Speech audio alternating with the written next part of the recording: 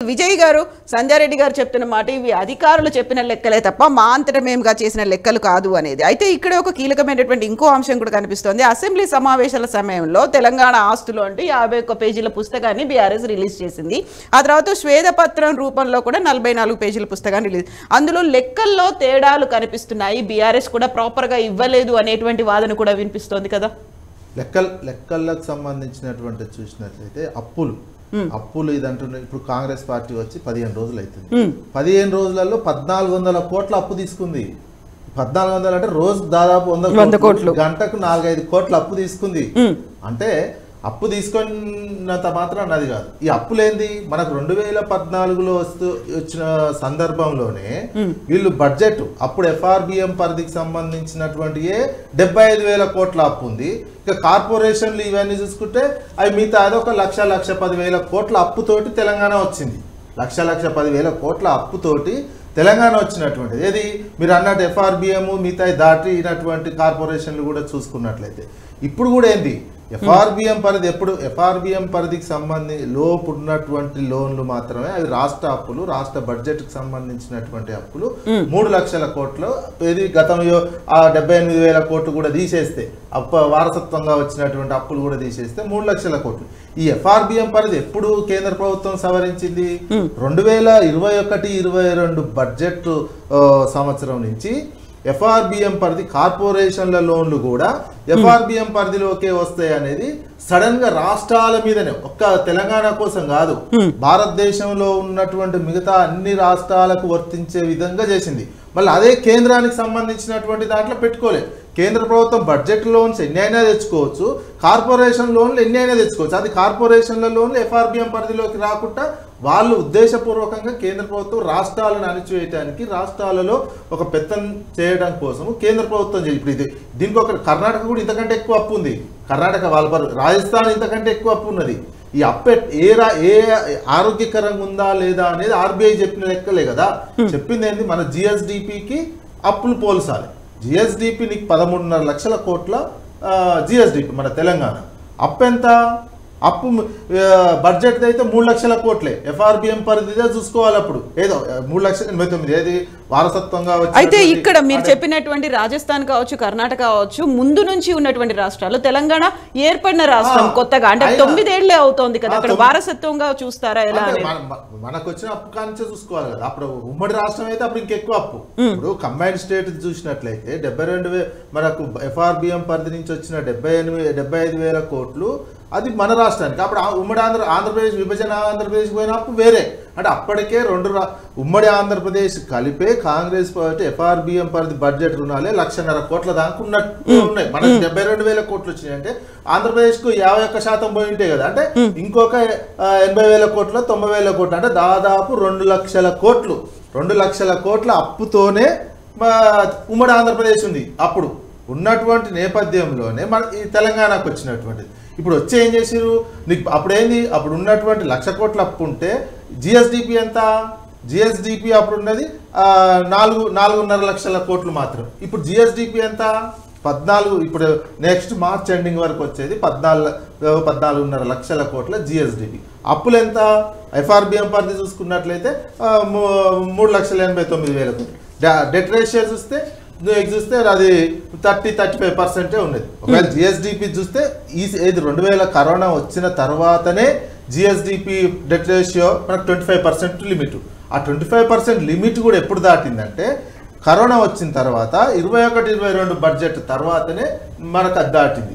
ఆ లెక్కలు చూస్తే RBI ఇచ్చినటువంటి ఏది శ్వేతపత్రం, అసెంబ్లీలో పెట్టిన శ్వేతపత్రంలో ఉంది. ఇదంతా ఏ అప్పు కింద కూడా కార్పొరేషన్ అప్పు ఏంది, ఈ అప్పు ఏంది అని ఇచ్చినట్టు. కార్పొరేషన్ అప్పు ఏంది అంటే హైపోతికేషన్ అటువంటి అప్పు. ఏ కార్పొరేషన్లు తీసుకుంటే, ఇప్పుడు మనం కార్ లోన్ తీసుకుంటాము, కార్ లోన్ తీసుకున్నటువంటి మనం కట్టకపోతే కార్ ఎత్తుకోబోతారు. ఇప్పుడు ఒకవేళ Yadadri Bhadradri power plant corporation ద్వారా తీసుకున్నారు. వాళ్ళు యాదాద్రి పవర్ ప్లాంట్ భద్రాద్రి వాళ్ళు కనుక కార్పొరేషన్ లోన్లు చెల్లించకపోతే దాన్ని సీజ్ చేసి వాళ్ళ ఆధ్వర్యంలో తీసుకుంటారు. అది రాష్ట్ర ప్రభుత్వ అప్పు కింద రాదు.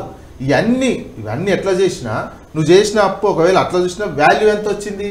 ఆ వాల్యూ నీకు ఉన్నటువంటి, నీకు మన చుట్టూ ఉన్న రాష్ట్రాల బార్డర్లే చూసుకోండి, దాటగానే మన పక్క రాష్ట్రంలో ఉన్నటువంటి భూముల వాల్యూ ఎట్లుంది, మన దగ్గర ఉన్న భూముల వాల్యూ ఎట్లుంది, అదొక వాల్యూ. అంటే భూముల రేట్లు పెరిగినంత మాత్రాన అనేదని కాదు, వాల్యూ తెలంగాణ వాల్యూ ఏ రకంగా పెరిగింది అనేది. మరి కర్ణాటకలో ఎందుకు అంత వాల్యూ పెరగలే, మన దగ్గర ఎందుకు అంత వాల్యూ పెరిగింది?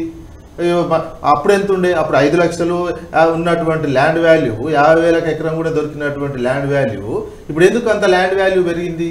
మనకున్నటువంటి పవర్ సప్లై కావచ్చు, ఉన్నటువంటి న్యాచురల్ రిసోర్సెస్ అందుబాటులో వాటర్ కావచ్చు, పారిశ్రామికంగా వచ్చినటువంటి పెట్టుబడులు కావచ్చు, ఈ రకమైనటువంటి దాంతో వాల్యూ పెరిగింది. ఈ వాల్యూ వేరియేషన్ ఇప్పుడు ఏం చేయాలి ప్రభుత్వము? కొత్తగా వచ్చిన ప్రభుత్వం ఏం చేసిందంటే లిటరల్గా మన తెలంగాణ వాల్యూని తగ్గించే విధంగా వీళ్ళ యాటిట్యూడ్ ఉంది. ఎట్లా యాటిట్యూడ్? ఒక గవర్నర్ ప్రసంగంలోనే, ఒక అసెంబ్లీలోనే ఈ రాష్ట్రం దివాలా తీసిపోయిందని అనౌన్స్ చేసింది. ఒక రాష్ట్ర ప్రభుత్వం తనకు తాను నేను దివాలా తీసినా అని చెప్పుకుంటే, నువ్వు రేపు ఇప్పుడు 15 రోజులకే 1,400 కోట్ల అప్పు తెచ్చుకున్నావు. అప్పు తెచ్చుకున్నప్పుడు ఏంది, బాండ్లు పెడితే నీ బాండ్లకు వాల్యూ ఉంది అక్కడ ఆర్బీఐ దగ్గర. నెక్స్ట్ ఫైనాన్షియల్ ఇయర్ కి నువ్వు కనుక ఆర్బీఐ దగ్గరికి లోన్కి పోతే ఎట్లా పోవాల్సి వస్తుంది. లోన్ పోయినప్పుడు నీ తెలంగాణ వాల్యూ తగ్గిపోయింది. నీ అంతలో నువ్వే అసెంబ్లీలో అది రికార్డ్ అవుతుంది కదా, అవన్నీ ప్రామాణికంగా తీసుకుంటుంది ఆర్బీఐ కానీ బయట సంస్థలు కానీ. నీ బాండ్ వాల్యూ, నీవు ఇచ్చే తెలంగాణ ప్రభుత్వం ఆర్థిక బాండ్ల వాల్యూ తగ్గిపోయి నీ తెలంగాణ విలువ రోజంత పడిపోయే విధంగా వీళ్ళు చేసినటువంటిది అత్యంత ఘోరమైనటువంటి చర్య. ఏ రాష్ట్ర ప్రభుత్వం కూడా తనకు తాను నేను దివాలా పదం వాడిరండి, అది అసెంబ్లీలో ఆ పదం వాడిరాళ్ళు. గవర్నర్ చేత ఆ పదం అనిపించారు. దివాలా తీసింది అంటే నీ తెలంగాణ వాల్యూ నీవు తగ్గించుకొని ముందుకు పోతున్నావు. అంటే ఉన్నటువంటి పరపతిని తగ్గించుకోవడం వల్ల తెలంగాణకు నష్టమా లాభమా? నువ్వు ఉద్దేశపూర్వకంగా పెట్టినటువంటిది. మీరు ఏం చేయాలి? మీరు అట్లాంటప్పుడు అప్పులు ఆపిరా? అప్పులు నువ్వు రోజుకు గంటకు 4-5 కోట్ల అప్పు చేస్తున్నావు. ఇప్పుడు గంటకు 4-5 కోట్ల అప్పు చేసినా నీకు రైతు బంధు ఇప్పటి వరకు వేయలేకపోయినావు, ఎకరం ఉన్న వాళ్ళకే వేయలేకపోయినావు. అంతకుముందు ఏం చేసినావు? ఆ డబ్బులు రైతు బంధు కోసం ఎన్నికలకు ముందు ఉన్నటువంటి తయారు చేసినటువంటి డబ్బులు ఏం చేసిర్రు? వీళ్ళు కాంట్రాక్టర్లకు బిల్లులు ఇచ్చుకున్నట్టు తెలుస్తుంది. మరి ఆ బిల్లులో కాంట్రాక్టర్ ఇచ్చుకోండి, రైతులకేమో ఆపేస్తారా? నీకు వాల్యూ పెరిగింది. మీరు ఏం చేయాలి? నెక్స్ట్ ఏం చేయాలంటే తెలంగాణ కొత్తగా వచ్చినటువంటి ప్రభుత్వము అటాకింగ్ గా మొదలు పెడుతుంది. ప్రతిపక్షం మీదనే దాడి చేస్తున్నారు తప్ప మీరు ఏం చేస్తారో చెప్పట్లేదు. ఇప్పుడు శ్వేతపత్రంలో కూడా మీరు ఏం చేస్తారు? మీరు కింద శ్వేతపత్రంలో 100% చెప్పారు. ఇప్పుడు ఉన్నటువంటి పరిస్థితుల్లో మీరు సంక్షేమ ఆర్థిక కార్యక్రమాలకు ఇంత ఖర్చు పెట్టలేము, ఇది చేయలేము. అదేవిధంగా విద్యుత్ మీద ఇచ్చిన శ్వేతపత్రంలో కూడా మేము 24 గంటల కరెంట్ అన్ని రంగాలకు ఇస్తాము అని మాత్రం ఆ శ్వేతపత్రంలో చెప్పలేదు. మీరు ఏం చేస్తారో చెప్పలేదు. మీరు ఉన్నటువంటి ఆస్తులు చూడండి, నీకు ఉన్నటువంటి వాల్యూ. ఇప్పుడు తెలంగాణ వాల్యూ వాస్తవానికి కూడా 50 లక్షల కోట్లకు ఎక్కువనే ఉంటుంది. మీరు దాని వాల్యూ పడిపోకుండా దాన్ని మరింత పెంచే విధంగా మీరు ఏ రకంగా చేస్తారు? ప్రజలకు నిరంతరం అందాలి. సంక్షేమమే కాకుండా అభివృద్ధి కార్యక్రమాలు మీరు ఏం చేస్తారనేది చెప్పాలి. మీరు రాగానే ఫార్మాసిటీది రద్దు అన్నారు. రద్దు అయిపోతే ఇప్పుడు ఏమైంది? ఎమ్మటే రియల్ ఎస్టేట్ పడిపోయేటువంటి సిచ్యువేషన్ తెలంగాణకు వచ్చింది.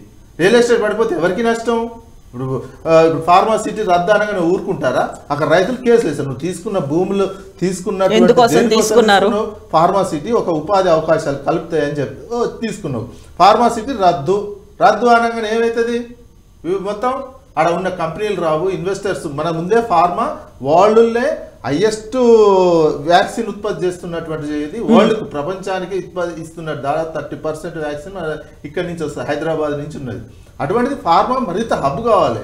వరల్డ్ ప్రపంచ క్యాపిటల్గా అయ్యేటువంటి దశలో ఉన్నటువంటి వేగాన్ని నువ్వు ఒక్కసారి రద్దంటే ఆ వేగం అంతా తగ్గిపోతుంది. ఇన్వెస్టర్స్ కావచ్చు, ఆ అబ్జర్వ్ చేస్తున్నటువంటి ప్రభుత్వ రంగ సంస్థలు కావచ్చు, ఎవరైనా ప్రపంచవ్యాప్తంగా అబ్జర్వ్ చేస్తుంటారు ఆ రంగంలో ఉన్నటువంటి వాళ్ళు.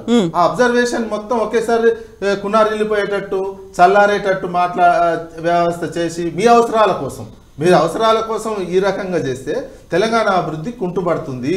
ఉన్నటువంటి వేగం అభివృద్ధి వేగాన్ని మీరు ఎంత చేసిన చూడండి. 60 సంవత్సరాలలో తెలంగాణ మీద పెట్టిన ఖర్చు మొత్తం 5 లక్షల కోట్లే. మనకు 1956 అంతకుముందు 1956 నుంచి 2014 వరకు అన్ని ప్రభుత్వాలు, ఎక్కువ కాంగ్రెసేగా పరిపాలించింది, పెట్టినటువంటి ఖర్చు కేవలం 5 లక్షల కోట్లు. అందులో కూడా ఏంది ఇంకా లెక్క చేయాలి. ఉమ్మడి ఆంధ్రప్రదేశ్కి ఎంత పోయింది, ఇటు ఎంత పోయిందని లెక్క తీస్తే కూడా ఇంకా కొంచెం తగ్గే అవకాశం ఉంటుంది.